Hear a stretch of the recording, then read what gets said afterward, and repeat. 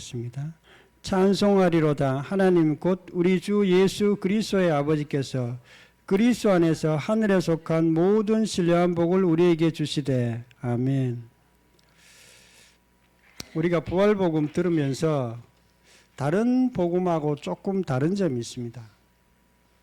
다른 복음의 핵심은 십자가예요. 십자가. 십자가가 복음의 핵심적인 요소이기는 하지만 전부는 아니에요. 복음이라는 것은 예수 그리스도에 대한 소식인데 그 핵심에는 십자가와 부활이 있습니다. 그리고 예수님의 탄생, 성탄절이죠. 예수님의 심판, 나중에 예수님의 재림, 예수님이 나중에 다시 오시겠다 그랬어요. 구름 타고 오시겠다 그랬고요.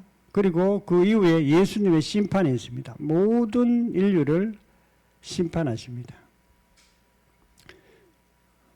그런데 왜 십자가와 부활이 핵심인가? 이거 예수님을 믿는가 믿지 않는가가 예수님의 십자가와 부활을 통해서 결정되기 때문에 그렇습니다. 그런데 왜 이 부활복음은 부활을 자꾸 증거하라 그러는가? 왜 십자가도 있는데 왜 부활을 증거하라? 왜 십자가 민 사람은 그 뭐 아무것도 아닌가? 성경에 아무것도 아니라고 써놨어요. 그걸 잘 이해해야 됩니다. 왜 아무것도 아니냐고 얘기하면 믿음이 예수님의 부활이 없으면 너희 믿음도 헛되다고 그랬어요.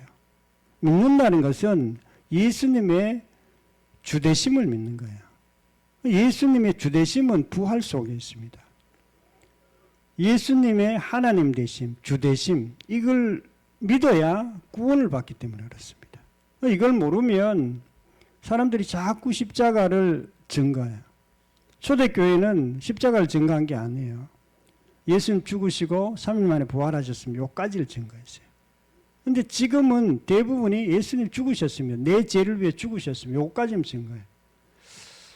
그러면 복음이 그까지만 증거하면 이게 무슨 말인지 이해가 안 돼요. 내 죄를 위해 죽으셨다는 내 죄가 뭔지도 알 수도 없고, 내 죄가 아예 도적이나 감옥에 갔다 온 사람이 죄 많이 지었다 그러지. 특히 교회 안 다녀도 굉장히 착한 사람 많습니다. 제 얘기 자꾸 하면 기분 나빠합니다. 그러니까 그게 이해가 안 돼요. 그러나 부활까지 증거해야 그게 온전한 복음이고요. 그리고 이제 오늘 또 우리 간증에서 얘기했듯이 이분이 부활을 듣고 죽음에서 생명으로 바뀌었다 그랬어요. 생명으로 바뀌었다. 마음이 바뀌었다는 거예요. 죽음이 얼마나 무섭고 죽음이 얼마나 힘든 거는 죽음을 경험해 본 사람은 알아. 죽음이 딱 자기 앞에 오면 아무것도 못합니다. 죽음이 굉장히 공포스럽고요. 죽음이 아니더라도 죽음이 멀리 있어도 굉장히 공포스러워요. 젊을 때는 그게 모르지만 나이가 들면 들수록 죽음이 가까이 오면 올수록 죽음이 내 삶 가운데 자꾸 가까이 와서 왔다 갔다 그러면 아무 다른 일을 할 수가 없어요. 그래서 죽음이 우리의 삶 가운데 없어야 돼요. 그럼 죽음을 없앨 수가 있나요? 죽음이 자꾸 다가오는데 마음에는 없앨 수가 있는 거예요. 부활을 통해서만 없앨 수 있어요. 다른 걸 통해서는 죽음의 그 공포를 없앨 수가 없어요.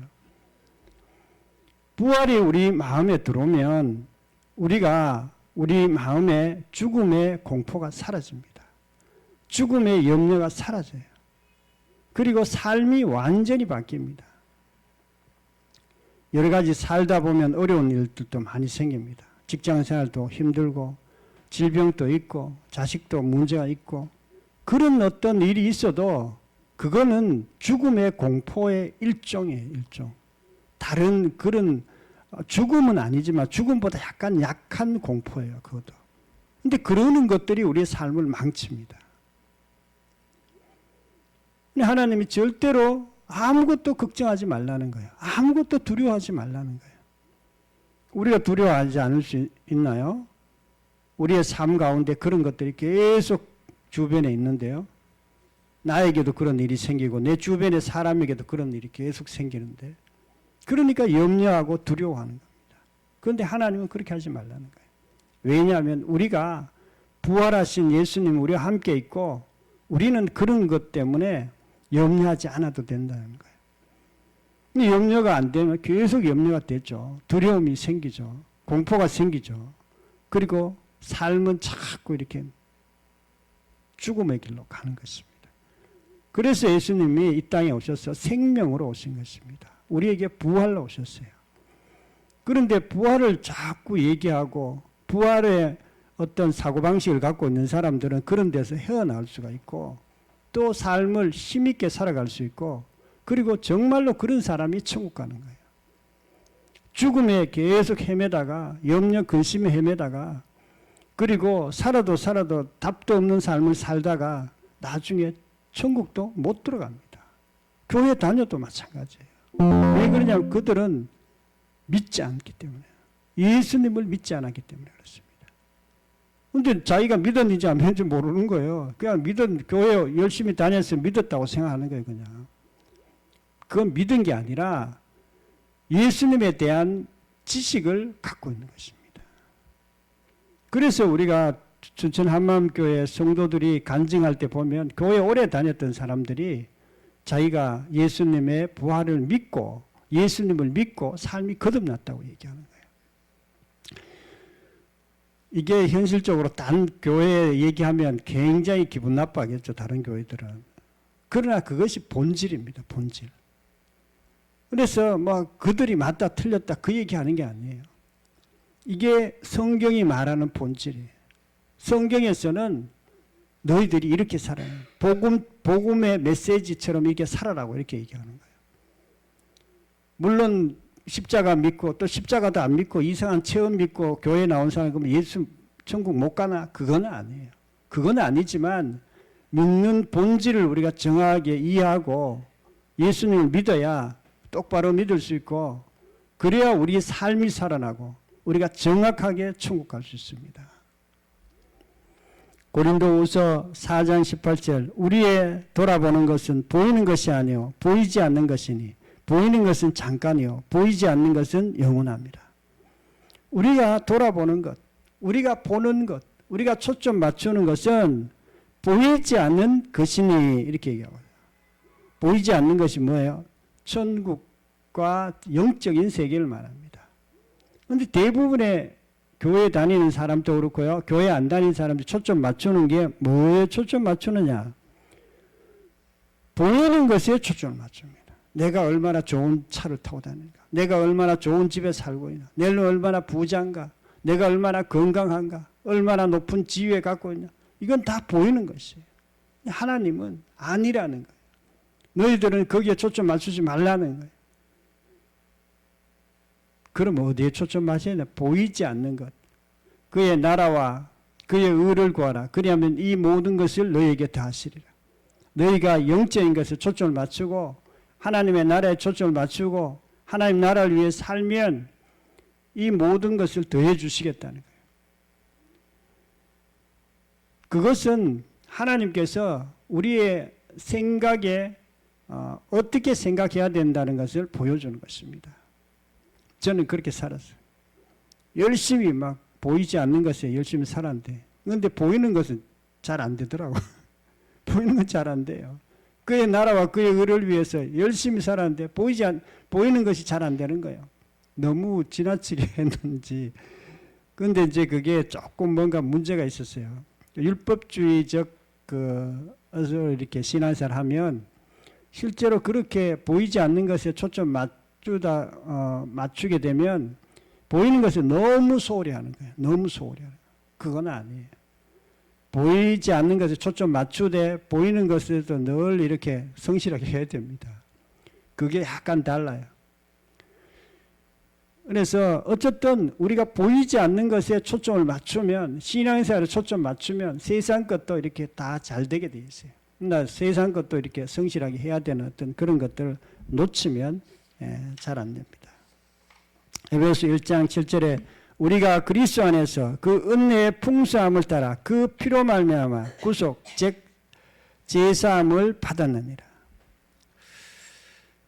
그리스도 안에서 우리가 제사함을 받았다는 거예요. 제사함이라는 것은 우리 속에 있는 죄가 해결됐다는 그런 뜻이에요. 우리 인생에서 우리 마음에서 가장 심각한 문제는 죄가 있다는 거예요. 죄라는 것은 예수님을 믿지 않는 것입니다. 죄라는 것은 내가 하나님하고 아무 상관없이 살아간다는 그런 뜻이에요. 예수님하고 아무 상관없이 살아간다는 뜻이에요. 죄라는 것은 어떤 나쁜 짓하고 도적질하고 그거 아니에요. 그런 것은 죄의 열매들이에요. 죄라는 것은 하나님과 분리된 것을 얘기해요. 그게 죄예요. 분리됐기 때문에 내 마음대로 내 생각대로 살아가는 거예요. 그렇기 때문에 모든 죄의 모습들이 나타나는 거예요. 살인, 거짓말, 나쁜 짓 다 거기서 나타나는 거예요. 그런데 그것이 예수님을 믿게 되면 죄 사함을 받게 돼요. 죄가 해결되는 거예요. 우리의 삶에서. 왜냐하면 예수님을 믿게 되면 예수님과 연결되고 하나님과 연결되고 하나님과 교제하고 예배드리는 거기 때문에 그렇습니다. 그렇기 때문에 죄 사함을 받은 거예요. 이게 가장 큰 축복입니다. 그것이 우리의 가장 큰 회복입니다. 그리고 하나님은 그런 사람들을 가장 귀하게 생각해요. 죄 사함을 받고 하나님께 예배드리는 자. 저는 처음 교회 다닐 때 예배가 그렇게 좋은 건지 몰랐어요. 하나님과 늘 교제하고 나는 예수님을 열심히 믿고 예배는 열심히 드리는데 뭐 별거 없네. 뭐 우리 형제들은 더 세상적으로 더 잘 나가네 이렇게 생각했어요. 그러나 그 사람들은 세상적으로 더 잘 나갈 수는 있어요. 더 뭐 열심히 했기 때문에 나는 교회에 뭐 예배 드리는 데만 올인했어요. 그런데 형제들은 뭐 세상에서 공부도 열심히 하고 좋은 직장에 가고 높은 지위에 올라가고 너무 좋더라고요. 근데 그게 좋은 게 아니에요. 하나님 없이 올라가면 올라갈수록 그건 손해입니다. 하나님 없이 돈 많이 벌면 벌수록 그건 손해예요. 하나님과 점점 더 멀어지는 것입니다. 이제 저도 60이 넘었는데 우리 형제들도 다 60이 넘었어요. 지금 제가 이렇게 보니까 아직 예수 믿지 않고 돈 좋아하고 세상의 명예 좋아하고 이제 얼마 남지 않은 그 생애 가운데서 지금까지도 뭐 형제들이 더 나을 수도 있어요. 그러나 세상적으로 더 나을 수 있을지 모르지만 결국에 사실은 그들의 인생은 완전히 망한 삶이에요. 예수 믿지 않는 삶은 망한 삶입니다. 마귀는 예수 믿으면서도 늘 물질, 명예, 인간관계에 신경 쓰게 합니다. 계속 불화살을 쏘는 거예요. 예수님은 우리가 예수님을 잘 믿고 예수님과 관계 속에서 잘 살아가라 자꾸 그렇게 하는데 아니야 너는 세상의 것도 잘해야 돼 자꾸 그렇게 유혹하는 거예요. 그러면 우리가 열등감이 생기고 자꾸 비교하게 되고 염려하게 되고 정신적으로 고통받게 되고 인생이 망하게 되는 거예요. 마귀가 자꾸 그런 걸 쏘는 거예요. 너 예수 믿어도 아무것도 아니야. 그렇게 얘기하는 것입니다. 그러나 하나님은 우리 보고 그렇게 해요. 너는 내 아들이고 내가 모든 걸 지켜준다. 모든 걸 더해준다. 걱정하지 말라. 그렇게 말씀하고 있습니다. 마태복음 16장 26절 사람이 만일 온 천하를 얻고도 제 목숨을 잃으면 무엇이 유익하리요. 온 천하를 얻고도 명예를 얻고 물질을 얻고 다 그래도 너희가 목숨을 잃는다면 무슨 유익이 있냐. 목숨을 왜 잃습니까? 영적 목숨을 말하는 것입니다. 구원받지 못하면 죽음 앞에서 자기들이 구원받지 못하면 무슨 소용이 있냐는 거예요. 그래서 우리가 예수 믿는 삶이 이 세상에서 가장 좋은 거, 하나님께 가장 큰 축복을 받은 것입니다. 다른 거 아무것도 없어도. 그래서 우리가 예수 믿고 또 다른 사람들에게도 아무리 뭐 부자든지 자기들은 뭐 자기 잘났다고 생각할지 모르지만 우리는 예수님을 얘기하는 거예요. 그것도 부활을 얘기하는 거예요. 그 사람들도 다 죽음의 공포를 그걸 어떻게 할 수가 없어요. 자기들 부자지만 뭐 높은 지위에 올라가지만 또 가난하지만 죽음의 공포, 고난의 공포 이런 것들을 어떻게 할 수가 없어요. 다 눌려 삽니다. 거기. 그런 사람들에게 부활을 얘기해 줘요. 예수님이 십자가에 죽으시고 부활하셨습니다. 지금 또 살아계십니다. 우리가 꼭 예수 믿고 같이 천국 갑시다. 그렇게 얘기해야 될 줄로 믿습니다. 통성으로 기도드리겠습니다. 하나님 아버지 감사와 찬양을 드립니다. 우리가 이 땅에 살면서 정말 얼마나 큰 축복을 받고 은혜를 받았는지 모릅니다. 하나님 그것을 알고 누리게 하시고 또 딴 사람들에게도 얘기해 줄 수 있도록 도와주시옵소서.